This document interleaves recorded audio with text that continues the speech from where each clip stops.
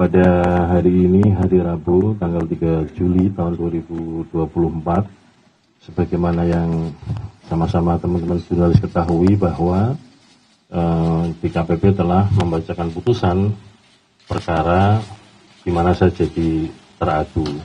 Dan sebagaimana diketahui, substansi dari putusan tersebut teman-teman sudah mengikuti semua.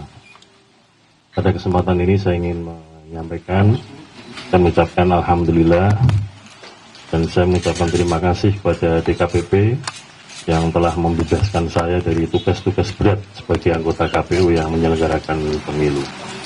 Pada teman-teman jurnalis yang selama ini berinteraksi, berhubungan dengan saya, sekiranya ada kata-kata atau tindakan saya yang kurang berkenan, saya mohon maaf. Saya kira itu yang dapat saya sampaikan pada kesempatan ini. Terima kasih. Assalamualaikum warahmatullahi wabarakatuh.